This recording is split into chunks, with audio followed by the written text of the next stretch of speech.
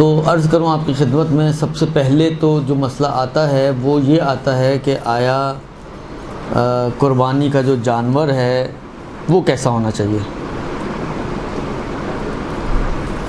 آپ کو معلوم ہے کہ قربانی جو ہے بھیڑ بکری، گائے یا اونٹ، ان تینوں میں سے کسی بھی حیوان کی قربانی کی جا سکتی ہے۔ اچھا، یہ جو 10 ذی الحج کو قربانی کرتے ہیں ہم، اس کی دو قسمیں بنائی جاتی ہیں عام طور پر۔ ایک 10 ذی الحج کی وہ قربانی ہے کہ جو حاجی کرتا ہے منی کے میدان میں، یہ واجب قربانی ہوتی ہے۔ حج کے واجبات میں سے ایک واجب، منی کے میدان میں جب 10 ذی الحج کو حاجی پہنچتا ہے تو 3 چیزیں اس پر اس دن واجب ہوتی ہیں۔ پہلی چیز بڑے شیطان کو کنکر مارنا، دوسری چیز قربانی کرنا، اور تیسری چیز پھر بال منڈوانا۔ تو قربانی واجبات حج میں سے ایک واجب ہے، جو منی کے میدان میں جو حاجی حج کے لیے گئے ہیں اور وہاں پہ موجود ہیں ان پر واجب ہوتا ہے کہ وہ کریں۔ اب میں کیونکہ حج کے مسائل کی کلاس تو نہیں ہے یہ اس وقت کہ ہم یہ بحث کریں کہ کسی کے پاس پیسے نہ ہوں کہ کیا کرے گا کیا نہیں کرے گا، وہ ساری کہانیاں چھوڑ دیں۔ دوسری قسم جو ہے وہ ان لوگوں کی قربانی کی قسم ہے کہ جو منی میں نہیں ہیں، غیر منی والے۔ ہم لوگ کہاں بیٹھے ہوئے ہیں؟ کراچی میں بیٹھے ہوئے ہیں۔ کراچی میں تو کوئی منی نہیں ہے، درست؟ یا جو اور دوسرے یعنی منی کے علاوہ اور کسی بھی خطے میں جو انسان موجود ہے، مشرقی دنیا میں، مغربی دنیا میں اور دنیا کے دوسرے کونوں میں، وہ سب غیر منی والے افراد ہیں، غیر منی والے افراد ہیں۔ اور یہ جو غیر منی والے افراد ہیں ان پر قربانی مستحب ہے، درست؟ یہ جو قربانی کرتے ہیں یہ مستحب قربانی ہے۔ حج کی جب قربانی کی بات آتی ہے تو وہاں پر اس قربانی کے جانور کی کچھ شرائط ہیں۔ ایسا نہیں کہ جو ملا پکڑا بسم اللہ ذبح کر دیا، نہیں، اس کی شرائط ہیں کہ وہ عمر کتنی ہونی چاہیے، ناقص نہیں ہونا چاہیے، وغیرہ وغیرہ۔ اب سوال یہ ہے کہ یہ وہ شرائط کہ جو وہ حج کی واجب قربانی میں جو 10 ذی الحج کو کی جاتی ہے جانور کے لیے جو شرائط ہیں، آیا وہ شرائط مستحب قربانی کے لیے بھی ہیں یا نہیں؟ مستحب قربانی میں جیسا بھی ملے اس کو کاٹا جا سکتا ہے۔ تو تقریباً فقہا کا نظریہ یہ ہے کہ وہ قربانی جو مستحب قربانی ہے، جو غیر منی والوں کی قربانی ہے، اس میں وہ شرائط معتبر نہیں ہیں۔ اچھا ہے اگر شرائط کا خیال رکھیں، لیکن اگر نہ بھی رکھیں کوئی، کیونکہ دیکھیں یہ بات تو واضح ہے کہ جتنا آپ شرائط زیادہ کرتے جائیں گے جانور اتنا جو ہے وہ کمیاب ہوتا جائے گا اور اتنا مہنگا ہوتا جائے گا، اور جتنا آپ ہلکے ہاتھ سے خریدیں گے، آپ نے یہ بھی نہیں دیکھا دانت کتنے ہیں، آپ نے یہ بھی نہیں دیکھا عمر کتنی ہے، آپ نے یہ بھی نہیں دیکھا اس کا کوئی سینگ ٹوٹا ہوا ہے، اس کو کوئی ناک کٹا ہوا ہے، اس کو کوئی دم کٹی ہوئی ہے، اس کو کوئی کان کٹا ہوا ہے، کچھ نہیں دیکھا، آپ نے دیکھا بکرا ہے بے بے کر رہا ہے، اٹھا لے، درست؟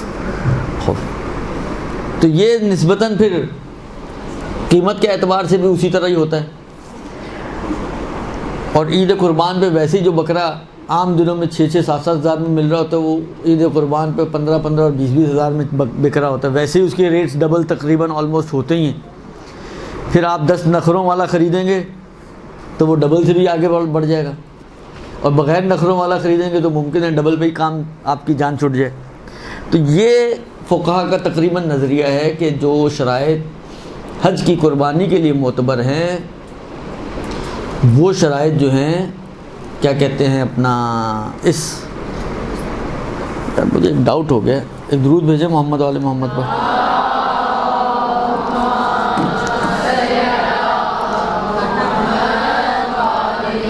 اچھا، یہ جو میں مسئلہ آپ کی خدمت میں عرض کر رہا ہوں، یہ تقریباً آغا خوئی، آغا خمینی اور بعض دیگر مراجعین کا تو یہ مسئلہ ہے کہ کسی قسم کا کوئی بھی، یعنی اگر فرض کریں اگر حج میں ہم کہتے ہیں کہ جی عمر اس کی جو 2 دانت کا مثلا بکرا ہونا چاہیے، تو یہاں پر اگر 1 دانت والا بھی ہے تو چل جائے گا۔ اگر حج میں ہم کہتے ہیں کہ جی اس کا سینگ نہ ٹوٹا ہوا ہو، اس کے جو ہے کان کٹے ہوئے نہ ہوں وغیرہ وغیرہ، تو یہاں پر جو ہے یہ سینگ ٹوٹا کان کٹا بکرا بھی چل جائے گا۔ تو یہ تقریباً کیا کہتے ہیں فقہا کا نظریہ ہے کہ یہ تو صورتحال ہے کہ چل جائے گی یہاں پر۔ لیکن مجھے جو ڈاؤٹ ہوا ہے وہ یہ ہوا ہے کہ آغا سیستانی جو ہیں، مجھے ایک دم میرے کو کلک کر رہا ہے کہ وہ جو ہیں کچھ ایج کے اعتبار سے کچھ شرائط کو مانتے ہیں شاید۔ یہ ابھی میرے ذہن میں گڑبڑ ہوئی ہے، ورنہ میں پہلے دیکھ کر آتا آپ کے لیے کہ اس کی شرائط جو ہیں ایج وائز جو ہیں۔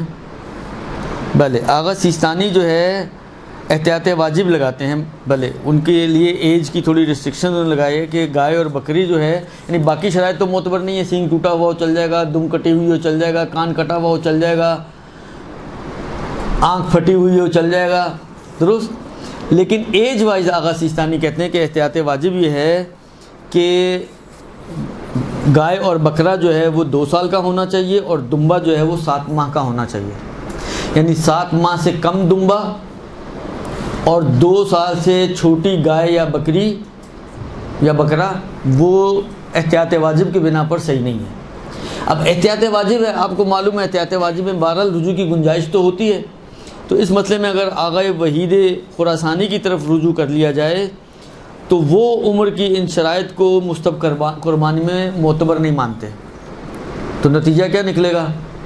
نتیجہ یہ نکلے گا کہ رجوع کرنے کے بعد سب فقہا کا پھر ایک ہی جیسا ہو گیا، آغا خوئی کا، آغا خمینی کا، آغا سیستانی کا اور آغا وحید کا، ان ساروں کا نظریہ ایک ہی بن گیا کہ بس یہ ہو کہ کہلائے کہ جی یہ بکرا ہے۔ اب کسی مرغے کا نام بکرا مت رکھ دیجیے گا، کہیں اس کا تو نام، یہ تو اس سے پوچھیں گے بھی تو کہے گا میں بکرا ہوں تو بکرا واقعاً بکرا کہلائے، بس اتنا ہو کہ بکرا کہلائے تو وہ کافی ہو جائے گا۔ ایج وائز فرض کریں، انہوں نے کہا جی بکرے میں 2 سال ہونے چاہیے، فرض کریں وہ 1.5 سال کا ہے تو بھی چل جائے گا۔ اگر انہوں نے کہا جی دمبے میں 7 ماہ کا ہونا چاہیے، وہ فرض کریں 6 ماہ کا ہے، رجوع کرنے کے بعد آغا سیستانی کے مطابق بھی چل جائے گا۔ گائے میں بھی انہوں نے کہا جی 2 سال کی ہونی چاہیے، اونٹ میں کہتے ہیں جی 5 سال کا ہونا چاہیے احتیاط کی بنا پر، حالانکہ وہ فرض کریں کوئی 4 سال کا اونٹ مل رہا ہے آپ کو، چل جائے گا۔ تو رجوع کرنے کے بعد یہ مشکل یہاں پر بھی حل ہو جائے گی۔ اس کے علاوہ باقی جو شرائط ہیں اس میں سے کوئی بھی شرط معتبر نہیں ہے۔ یہ تو ہو گیا ایج وائز قربانی کا مسئلہ۔ دوسرا جو سوال ہے وہ یہ ہے کہ قربانی کا وقت کیا ہے اور کتنے دن تک قربانی کی جا سکتی ہے۔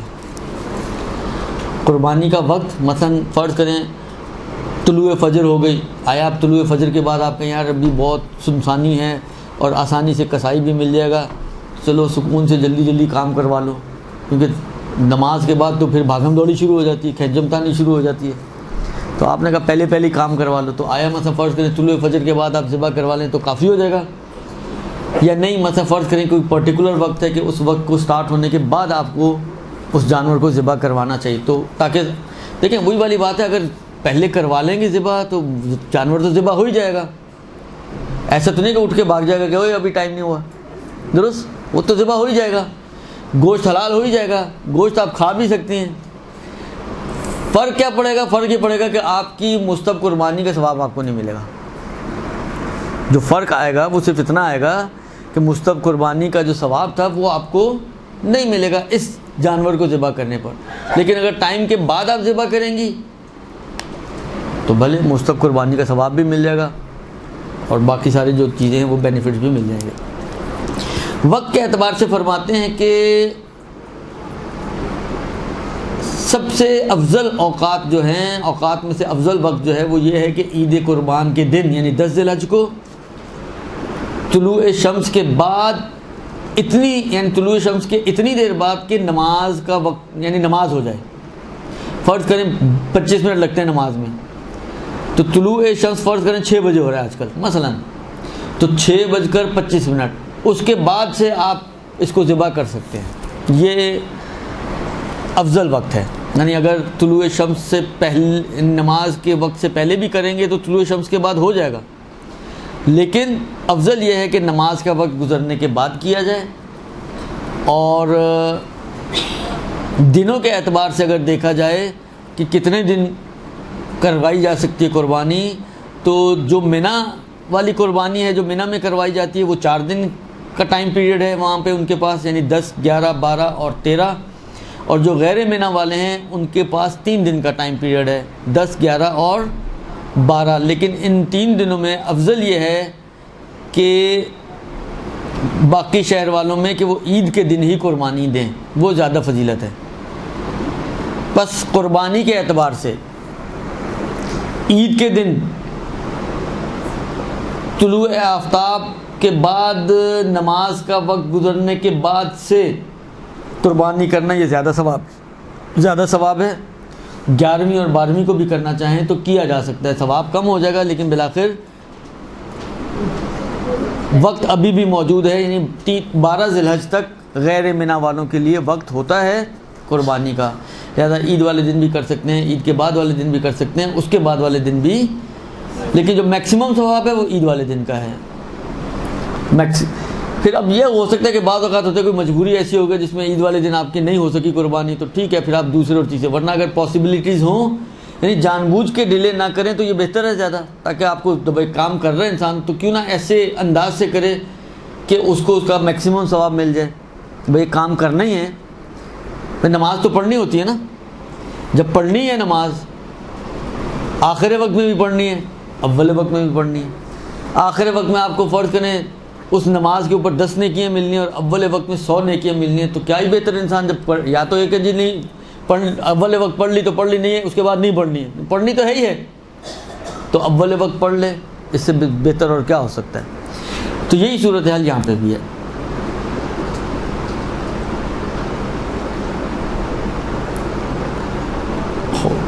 یہ جناب علی دوسرا مسئلہ قربانی کے حوالے سے. تیسرا جو مسئلہ آتا ہے وہ یہ آتا ہے تقسیم کا. اس گوشت کو کس طریقے سے تقسیم کیا جائے، کتنے حصے بنائے جائیں، کس کس کو دینا چاہیے. تقسیم جیسا مثلا منی میں آپ کرتے ہیں اس کے 3 حصے کیے جاتے ہیں. ایک حصہ جو ہے وہ فقراء کا ہوتا ہے، ایک حصہ جو ہے وہ ہمارا اپنا ہوتا ہے، اور ایک حصہ جو ہے وہ مومنین کا ہوتا ہے. ایک مومنین کو ہدیہ کریں، ایک فقراء کو دیں اور ایک اپنے لیے رکھیں، تو 3 حصے کیے جاتے ہیں. یہ جو غیر منی کی قربانی ہے، اس غیر منی کی قربانی کے کتنے حصے کیے جاتے ہیں، ان کے حصوں کا کیا حساب کتاب ہے تقسیم کے حوالے سے. تو اس میں تقریباً فقہا کا آغا سیستانی کا یہ کہنا ہے کہ 1/3 خود رکھیں اور اپنے گھر والوں کو، یعنی اپنے اور اپنے گھر والوں کے لیے رکھیں 1/3 اپنے پسندیدہ لوگوں کو دیں، اور 1/3 جو ہے فقراء کو صدقہ دیں، مسلمان فقراء کو صدقہ دیں. وہی 3 حصے ہیں، ایک اپنے لیے اور اپنے گھر والوں کے لیے، ایک حصہ فقراء مسلمانوں کے فقراء کے لیے، اور ایک حصہ اپنے وہی جن کو آپ جو آپ کے دوست احباب ہیں مومنین میں سے ان کو دیں. آپ یہ نہ کریں کہ سارا بکرا اٹھا کر ذبح کر کے اپنے فریزر میں ٹھوس لیں. ہمارے ہاں تو یہی سب کچھ ہو رہا ہوتا ہے، بندر مان چل رہی ہوتی ہے. یا یہ بھی دیکھیں بالآخر دیکھیں اب یہ اس میں انہوں نے کچھ نہیں کہا کہ مثلا 3 حصے تو بتائیں، مثلا کون سا حصے کا گوشت کس کو، جس طرح مثلا عقیقے میں آتا ہے نا مثلا ران جو ہے وہ دایا کو دی جائے، درست. اس میں ایسی کوئی چیز تو نہیں آئی ہے کہ مثلا کس کو ران دینی ہے اور کس کو جو ہے وہ چامپیں دینی ہے اور کس کو جو ہے وہ گردن دینی ہے اور کس کو جو ہے وہ کمر دینی ہے. یہ کوئی تقسیم نہیں آئی ہے. لیکن بالآخر انسان تھوڑا ریزنیبل ہو کر اگر کام کرے تو یہ نہ کرے کہ ساری رانیں آپ کے فریزر میں، کیونکہ سب سے اچھا گوشت بکرے میں اول تو یہ کہ گوشت کتنا ہوتا ہے، ہڈیاں زیادہ اور گوشت کم. پھر اس گوشت میں جو ہوتا بھی ہے تو سب سے جو بہتر ہے وہ صرف آپ کی 2 رانیں اور 2 دستیاں. رانوں میں گوشت دستیوں سے تھوڑا زیادہ ہوتا ہے. آپ ساری رانیں اٹھا کے اپنے لیے روسٹ کرنے کے لیے رکھ لیں، اور باقی جو بچا کھچا کمر اور چامپیں اور الا اور بلا جو ہے وہ آپ سارا تقسیم کر دیں. تو یہ دیکھیں کریں گے تو کوئی حرج نہیں ہے، کوئی گناہ نہیں ہے آپ کو. یعنی اگر آپ یہ کام کرتی بھی ہیں تو اس میں کوئی گناہ نہیں ہے، یعنی ایسا نہیں کہ آپ کوئی خدا کی مجرم ہے، خدا نخواستہ، لیکن بہرحال نامناسب چیز ہے کہ آپ سارا اچھا چیز اپنے لیے قرار دیں، بلکہ روایتوں کے حساب سے بلکہ یہ تو آیت ہے، معذرت، لن تنالوا البر حتی تنفقوا مما تحبون، یہ ہے نیکی کہ جو تم خود پسند کرو وہ دوسروں کو دو۔ ہم کہتے ہیں کہ جو ہمارا ناپسندیدہ وہ دوسروں کے لیے، جو ہمارا پسندیدہ وہ ہمارے لیے۔ یہ روش نہیں ہے اسلامی، سوچ نہیں ہے اسلامی۔ اسلام اس تھیم کو پسند نہیں کرتا ہے کہ آپ اچھی چیزوں کو اپنے لیے قرار دیں، اور جو کچرا چیز ہے یا بچی کھچی چیز ہے جو آپ کے ناک پر نہیں بیٹھ رہی، آپ کہیں چلو یار یہ وہ فلانی سیدانی ہے بیچاری بہت غریب ہے، اس کو دے دیتے ہیں۔ وہ بیچاری لے تو لے گی، ظاہری بات ہے، جس کے پاس کپڑا پہننے کو نہ ہو تو وہ آپ تو اس کو جیسا بھی دیں گے وہ لے تو لے گی، لیکن بالآخر وہ تو لے لے گی۔ لیکن اگر آپ کو بعض روایتوں میں شاید ہے اس طرح کی کوئی بات جو مجھے اب یاد پڑ رہی ہے کہ جب حابیل اور قابیل کی وہاں پہ طے کیا پایا تھا جی قربانی پیش کریں گے، تو قابیل صاحب نے وہی والا کام کیا کہ جو ناپسندیدہ چیز تھی اس کے حساب سے اس نے وہ خدا کی بارگاہ میں پیش کی۔ حابیل نے وہ کام کیا جو خدا چاہتا تھا کہ جو سب سے اچھی چیز تھی وہ خدا کی بارگاہ میں پیش کی، تو کس کی قبول ہوئی؟ یہ ہے ساری صورتحال۔ تو ہمیں بہرحال چلے، میں نہیں کہتا کہ ساری رانیں ہی آپ دوسروں کو بانٹ دیں، کم سے کم یہ تو کریں کہ گوشت بنائیں اور مکس کر کے بانٹ دیں، تو جیسا دوسروں کو مل رہا ہے ویسا ہی آپ کو مل رہا ہے۔ تو یہ تو ہو سکتا ہے یا نہیں ہو سکتا؟ اس طریقے سے اس کو تقسیم کیا جائے تو شاید زیادہ مناسب تر ہے۔ بس یہ ہو گیا گوشت کی تقسیم کا مسئلہ۔ اگلا مسئلہ اور اگلا سوال یہ کہ ایک جانور میں کتنے لوگ شریک ہو سکتے ہیں؟ یہ بہت زیادہ رواج ہو گیا شرکتوں کا، قربانی میں شرکت۔ تو میکسیمم کتنی تعداد ہے شرکت کی کہ ایک قربانی میں اتنے تعداد تک انسان شریک ہو سکتا ہے؟ دیکھیے، جہاں تک وہی واجب قربانی اور منی کی قربانی کا تعلق ہے اس میں شرکت نہیں ہوتی، لیکن یہ جو مستحب قربانی ہے، جو غیر منی والی قربانی ہے، اس میں شرکت ہو سکتی ہے۔ بس یہ تو صحیح ہے کہ شرکت ہوتی ہے۔ اب سوال یہ ہے کہ مثلا بکرا ایک تو کتنے حصے ہو سکتے ہیں، یعنی کتنے شریک اس میں ہو سکتے ہیں؟ یا گائے ہے تو گائے میں کتنے شریک ہو سکتے ہیں؟ یا اونٹ ہے تو اونٹ میں کتنے شریک ہو سکتے ہیں؟ تعداد کیا ہونی چاہیے؟ شریعت نے اس شرکت کی کوئی تعداد معین نہیں کی۔ شریعت نے شرکت کے لیے کوئی تعداد معین نہیں کی۔ یہ جو کہتے ہیں جی 7 حصے اور 15 حصے، اور یہ صرف یا تو ہو سکتا ہے کہیں، مجھے نہیں معلوم، لیکن یہ ایک امکان ہے کہ ہو سکتا ہے اہل سنت کے اندر اس قسم کی کوئی چیزیں ہوں تو وہاں سے وہ ذہنوں میں بیٹھ گئی ہوں، ورنہ ہمارے یہاں اس قسم کی کوئی چیز میں نے تو کم سے کم نہیں دیکھی، اور نہ ہی فقہا کے کلمات میں ایسی کوئی چیز دیکھی ہے کہ شرکت کے لیے کوئی تعداد معین کی گئی ہو۔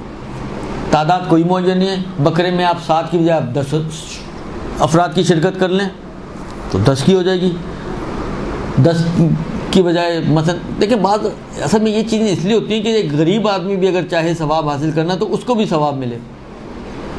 حالانکہ فرض کریں بکرا آ رہا ہے 15,000 کا، 15,000 کی شرکت میں 10 آدمیوں کا مطلب یہ کہ 1,500 ایک آدمی نہیں، ایک آدمی 1,500 افورڈ کر سکتا، بہت غریب لوگ ہیں مثلا۔ یعنی آپ یہ مت سوچیں کہ اتنا غریب کون ہوگا کہ جو 1,500 بھی افورڈ نہ کر سکے۔ خود لوگ اگر آپ بعض اوقات آپ قرآن پڑھانے کی فیس 200 روپے رکھتے ہیں تو وہ بھی افورڈ نہیں کر پاتے ہیں۔ یعنی معاشرہ اس قسم کے افراد سے خالی نہیں ہے۔ اب یہ کیا بیچارے حق نہیں رکھتے کہ یہ ثواب حاصل کریں؟ آپ کہتے ہیں جی 7 آدمی، تو یہ تو 7 آدمیوں سے کیا بنے گا، تو بکرا تو نہیں آئے گا، تو آپ 500 کی شرکت بنا لیں۔ کتنی شرکت بن جائے گی 500 کے حساب سے؟ 30 آدمیوں کی شرکت ہو جائے گی، 30 آدمیوں کی شرکت کر لیں، فرق نہیں پڑتا۔ تو شرکت کے اعتبار سے نہ بکرے میں کوئی تعداد معین ہے، نہ گائے کے لیے کوئی تعداد معین ہے، اور نہ ہی اونٹ کے لیے کوئی تعداد معین ہے۔ لہذا جتنے ایزیلی جمع ہو جائیں اور ایک بکرا خرید سکیں تاکہ سب کو ثواب مل جائے، اتنی مشارکت ہو سکتی ہے، کوئی تعداد کی قید نہیں ہے۔ اس کے بعد اچھا یہ تو ہماری یعنی یہ جو تقریباً موٹے موٹے وہ سوالات تھے جو عام طور پہ لوگ پوچھتے ہیں، جو ذہن میں تھے وہ تو میں نے آپ کی خدمت میں عرض کر دیا۔ ابھی تو اور تو کوئی میرے ذہن میں اس وقت فعلاً نہیں آ رہا۔ اب کیونکہ بکروں کی بات چل رہی ہے، ایک اور مسئلہ اگرچہ وہ عید قربان سے ریلیٹڈ نہیں ہے لیکن جانوروں سے ریلیٹڈ ہے قربانی کے، وہ ہے کفارے کا مسئلہ۔ اچھا یہ بات یہاں پہ بھی آ سکتی ہے، یہی جو بات میں کفارے میں بیان کرنا چاہ رہا ہوں، اگر ہم اس کو تھوڑا ریلیٹ کرنا چاہیں تو اس سے بھی ریلیٹ کر سکتے ہیں۔ مثلا یہ بات قربانی میں بھی آ سکتی ہے۔ مثلا فرض کریں مجھے بقرہ عید پہ بکرا قربان کرنا ہے، کتنے کا بکرا آئے گا جی؟ سے 20,000 سے 15,000، 15,000 20,000 17,000 پلس مائنس بکرا آئے گا آپ کا۔ آپ کہیں یار یہ 15-17 ہزار جو میں نے بکرے پہ خرچ کرنے ہیں، تو میں یہ 15-17 ہزار مثلا فرض کریں اس بیوہ خاتون کو دے دوں، اس کے 2-3 مہینے کا راشن چل جائے گا۔ میں 15-17 ہزار اس کا بچہ بیمار ہے اس کو دے دوں، وہ چلو اپنے بچے کا علاج کروا لے گی۔ یعنی ہم قربانی کا آلٹرنیٹ کوئی نکالنا چاہیں کہ ہم قربانی کا جانور ذبح نہ کریں اور ہم کسی کی ہیلپ کر دیں، کسی کا علاج ہو جائے، کسی کو راشن مل جائے، کسی کے گھر کا سامان باہر پھینکنے والا تھا، آپ نے اس کے گھر کا کرایہ دے دیا، اس کے گھر بچ گیا، کوئی بھی بلاخر اس قسم کی چیز چیریٹی ورک آپ کر دیں جس سے کسی مومن کا بھلا ہو جائے، کسی یتیم کا بھلا ہو جائے۔ آپ کہیں جی میں چلو شہید فاؤنڈیشن میں ڈونیشن دے دیتی ہوں اتنے کہ چلو کسی کے گھر میں راشن جائے گا، کسی کے بچوں کی فیس جائے گی، کچھ نہ کچھ بلاخر، تو کیا یہ ہمیں قربانی کا ثواب مل جائے گا؟ یہی سوال کفاروں میں بھی آتا ہے۔ حج پر کفارہ واجب ہو گیا جی، بکرا ذبح کرنا ہے۔ حج کے علاوہ باقی موارد میں اتنے نہیں ہیں موارد کہ بکرے ذبح کریں، لیکن باقیوں میں یہ ہوتا ہے جی مثلا آٹا دیں آپ۔ اب فرض کریں کسی کے 300 رمضان کے فدیے ہیں، 300 رمضان کے فدیے اچھی خاصی اماؤنٹ بن جاتی ہے، یعنی آپ 40 روپے کے حساب سے بل لگائیں تو اچھی خاصی اماؤنٹ بن جائے گی۔ کسی کا 1 مہینے کا کفارہ ہے، وہی کفارہ ہی 72,000 روپے بن جاتا ہے۔ 1 مہینے اس نے روزہ جان بوجھ کے نہیں رکھا بغیر عذر کے، تو 1 مہینے کے روزے کا کفارہ 72,000 روپے۔ اب آپ کہیں یار یہ 72,000 روپے میں لوگوں کو 60 فقیروں کو کھانا جو کھلاؤں، تو میں کیوں نہ اس 72,000 سے کسی ایک بچی کی چھوٹی موٹی شادی ہو جائے گی، ہلکی پھلکی سی، بہت لیوش تو نہیں ہو سکتی لیکن بالآخر ایک بہت ہی سادگی والی سمجھیں ایک شادی ہو جائے گی۔ یا چلیں بہت سادگی والی شادی کو بھی آپ چھوڑیں، مثلا اس کی جہیز کی 2 چیزیں آ جائیں گی، تو میں بجائے اس کے کہ آٹا دوں یا فقیروں کو کھانا کھلاؤں، میں شادی کروا دیتا ہوں۔ دیکھیں یہ چیزیں بعض اوقات چیزیں اپیل کرتی ہیں، اٹریکٹ کرتی ہیں انسان کو کہ یار ہاں یار بات تو اچھی ہے، برتن فرض کرو بکرا ذبح کر کے ایک وقت کھانا کھایا، بکرا ختم ہو گیا، لیکن بالآخر ایک بچے کا علاج ہو جائے گا، وہ ٹھیک ٹھاک ہو جائے گا، زندگی بھر دعائیں دے گا ہمیں۔ یہ جس کے پیٹ میں کھانا گیا ہے، بکرا گیا ہے، وہ بھی دعا تو دے گا مگر وہ ایک وقت کی دعا دے گا جب اس کے پیٹ میں جائے گا۔ لیکن جس کی مثلا شادی ہو رہی ہے یا جس کا اپنے گھر خراب ہونے سے بچا لیا اور سامان پھینکنے سے بچا لیا اور جس کی آپ نے مثلا علاج کروا دیا، وہ تو ہمیشہ آپ کو دعائیں دے گا۔ تو دیکھیں مسئلہ دعاؤں کے اوپر نہیں ہے، یہ بات ہمیشہ یاد رکھیں کہ کبھی بھی یعنی صرف دینی کام کی بات نہیں ہے، دنیاوی کام کے اندر بھی ایسا ہی ہے کہ یہ اس طرح زندگیاں آگے نہیں بڑھتی ہیں۔ آپ کہیں جی ساری بجلی کی کمی، اسٹریٹ لائٹ ساری بند کر دو، تو چلے گا یہ کام؟ کسی ملک میں آپ نے دیکھا جن میں بھی بجلی کی کمی ہے وہ یہ کام کرتے ہوں؟ نہیں کرتے ہیں۔ اسٹریٹ لائٹ جل رہی ہوتی ہیں اور آپ کے گھر بند ہوتے ہیں۔ تو کبھی بھی اس طرح سے کاموں کو مینیج نہیں کیا جاتا۔ یہ جو چیزیں ہوتی ہیں نا، یہ ہماری نااہلیاں ہوتی ہیں، یہ ہماری حماقتیں ہوتی ہیں جو ہم اس طرح کے آلٹرنیٹس نکالتے ہیں۔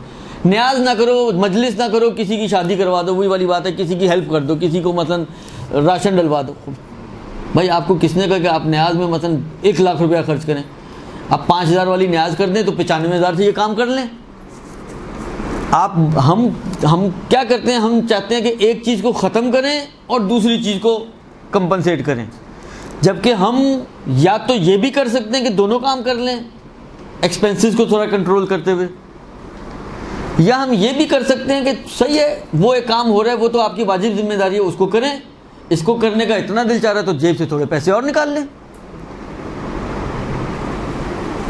اگر آپ کا اتنا ہی شوق ہو رہا ہے، اتنا ہی دل جل رہا ہے، اتنا ہی آپ کا من چاہ رہا ہے کہ آپ یہ کام بھی کریں، تو ٹھیک ہے، تھوڑے پیسے جیب سے اور نکال لیں۔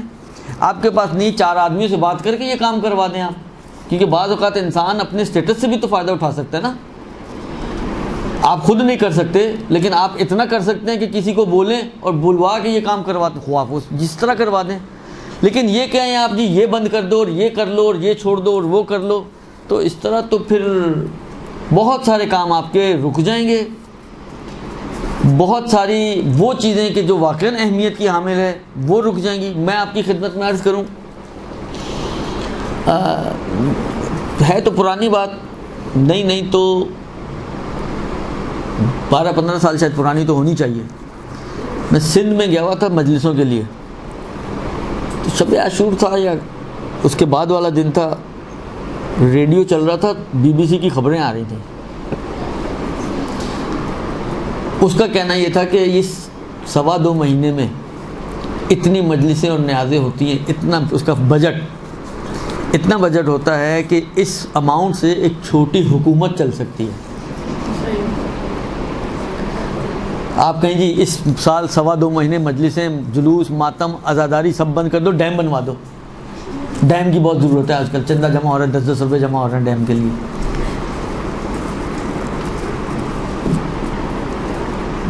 اگر ڈیم ضروری ہے تو یہ مجلسیں، یہ عزاداریاں، یہ اس سے زیادہ ضروری ہیں۔ یہ نہیں ہو سکتا کہ آپ کہیں گے جی اس کو بند کر دو اور اس کو کر دو، اس کو بند کر دو۔ آپ یہ چھوٹی حکومت چل جانے کا مطلب کیا ہے؟ چھوٹی اماؤنٹ تو نہیں ہوگی نا۔ ایک حکومت چلنے کا مطلب چاہے چھوٹی ہی صحیح، چھوٹی سی ریاست ہی صحیح، خالی سندھ کا کتنا بجٹ ہوتا ہوگا؟ یہ تو ایک صوبہ ہے صرف۔ آپ جب ایک حکومت کی بات کرتے ہیں تو وہ صرف اس حکومت کے ایک صوبے کا نام نہیں ہوتا ہے۔ خلاصہ یہ کہ یہ چیزیں نامعقول چیزیں ہیں کہ ہم کہیں کہ یہ بند کر دو تو وہ کر لو اور وہ بند کر دو، وہ اگر اس طرح ہونے لگے نا تو بہت سی کام کی چیزیں جو آپ کو کرنی چاہیے وہ بھی بند ہو جائیں گی۔ حج پہ اتنا خرچہ کرتے ہیں ہم لوگ، 60,000 حاجی مثلا فرض کریں پاکستان سے جا رہا ہے، آپ 60,000 حاجی کا منیمم لیول پہ بھی لیں، 3 لاکھ والا حج، ورنہ ایسے حاجی بھی ہیں۔ آج ہی میری کسی سے بات ہوئی تھی کہ خمس کی وہ کیلکولیشن، میں نے کہا کتنے پیسے دیے آپ نے حج کے لیے؟ 2 آدمی جا رہے ہیں، انہوں نے دیے 24 لاکھ روپے ٹکٹ کے بغیر، 4.5 لاکھ کی ٹکٹ الگ، کتنے ہو گئے؟ 28.5 لاکھ روپے۔ وہی والا حج ہے جو ہم بھی کرتے ہیں، حج بیت اللہ۔ میں ایک بات کر رہا ہوں، میں کہہ رہا ہوں ابھی ان سب کو چھوڑ دیں کہ جو اتنے والے حج کر رہے ہیں، ہم چھوٹے والے حج پہ بھی آ جائیں تو 3 لاکھ والا، 3.5 لاکھ والا حج ہے۔ 60,000 حاجی کو 3.5 لاکھ سے آپ ملٹیپلائی کریں تو ہمارے کیلکولیٹر میں اتنے زیرو بھی نہیں ہوں گے۔ ہم کہیں جی حج چھوڑ دیں، 1 سال حج چھوڑ دیں، پاکستان کے سارے قرضے اتر جائیں گے، تو اس طرح تھوڑی کام ہوتے ہیں۔ یہ کہیں حکومت والوں تک نہ آواز پہنچ جائے وہ واقعی بند کر دیں حج 1 سال۔ اس طرح کبھی بھی کام کر، یہ طریقہ نہیں ہے کام کرنے کا۔ میں نے کہا نا کام کرنے کا طریقہ پھر یہ ہوتا ہے کہ آپ مینیج کریں چیزوں کو، آپ دیکھیں ہم کہاں پر ایکسٹرا خرچ کر رہے ہیں، اس ایکسٹرا کو ختم کریں اور جس کو آپ ضرورت سمجھ رہے ہیں وہاں پر خرچ کریں۔ نہ یہ کہ ہر ضروری چیز کے اوپر آپ کاٹی مار کے کہیں جی اس کو چھوڑ دیں، یہ کر لیں، اس کو چھوڑ دیں، وہ کر لیں، اس کو چھوڑ دیں۔ مینیج کرنے کی ضرورت ہوتی ہے چیزوں کو۔ ہم اپنے ہی خرچے اگر مینیج کرنا چاہیں تو میں سمجھتا ہوں شاید ہم اگر ہر فیملی اپنے خرچوں کو تھوڑا سا مینیج کرے تو اس جو جتنی وہ مینیج کرنے کے بعد بچت کرے گی وہ اس میں ایک دوسرے گھر کو پورا نہ صحیح اس کا آدھا کام چلا سکتی ہے، آدھا نہ صحیح تو اس کا مطلب فرض کریں پاؤ کام چلا سکتی ہے۔ ہم لوگ کہتے ہیں نہیں ہم اپنے خرچے نہیں کم کریں گے، یہ نہ کریں تو اس کو کر دیں، کفارہ نہ دیں تو اس کی ہیلپ کر دیں، یہ قربانی نہ کریں تو اس کی ہیلپ۔ یہ سب الگ الگ ہیں، الگ الگ ثواب ہیں، الگ الگ کھاتے ہیں، ہر کام کا ایک الگ اجر و ثواب ہے، اس کی الگ حکمت ہے، اس کے الگ فوائد ہیں۔ لہذا کبھی بھی اس قسم کی کاٹی پٹھی کر کے دوسرے کاموں کو مینیج، یہ طریقہ مینجمنٹ کا یہ طریقہ غلط ہے، درست؟ تو یہ نہ کفاروں میں یہ کام ہو سکتا ہے، نہ قربانی میں یہ کام ہو سکتا ہے، نہ یہ جو فدیہ وغیرہ ہے اس کے، یہ جو چیز مانگی گئی ہے ہمیں وہ کرنی ہے، وہ ہماری ذمہ داری ہے۔ وہ ذمہ داری اسی وقت اترے گی جب آپ سامنے والے کو آٹا دیں گے۔ اب وہ کھائے نہ کھائے وہ اس کا مسئلہ ہے، لیکن آٹا کھلانا آپ کی ذمہ داری نہیں ہے، آٹا دینا آپ کی ذمہ داری ہے۔ آپ آٹا دیں گے آپ کی ذمہ داری اتر جائے گی۔ آپ کی گردن پہ کفارہ آ گیا جی، بکرا ذبح کرنا، بکرا ذبح کرنا ہے کفارہ، تو زندہ بکرا بھی اگر آپ دے دیں وہ بھی آپ کا نہیں چلے گا۔ جہاں پر ذمہ داری یعنی شریعت آپ سے کہتی ہے کہ کفارہ یہ ہے کہ ایک گوسفند ذبح کرو، تو ذبح کرنے کے ساتھ یعنی ذبح کی خصوصیت کے ساتھ وہ کفارہ بنے گا۔ آپ نے ایسے ہی زندہ بکرا دے دیا، یہ لو بھائی میرے حج کا کفارہ، اس نے لیا جا کے بکرا عید پہ بیچ دیا، تو آپ کا کفارہ نہیں اترا، اس کو تو پیسے مل گئے لیکن آپ کا کفارہ نہیں اترا آپ کی گردن سے۔ ذبح کر کے دیں پھر وہ گوشت بیچ دے، اس کی مرضی ہے، وہ اس کی مرضی ہے، لیکن آپ کی ذمہ داری اسی وقت پوری ہوگی کہ جب آپ اس کام کو انجام دیں جو کام آپ سے جس طریقے سے طلب کیا گیا ہے، جس طریقے سے خدا نے چاہا ہے، اس کو اس طریقے سے انجام دیں گی تو آپ کی ذمہ داری پوری ہوگی، ورنہ ہیلپ تو ہو جائے گی، ذمہ داری پوری نہیں ہوگی، درست جی؟ یہ تو ہو گیا جناب علی یہ قربانی وغیرہ کے حوالے سے۔ برحمتک یا ارحم الراحمین وصلی اللہ علی محمد وآلہ الطاہرین۔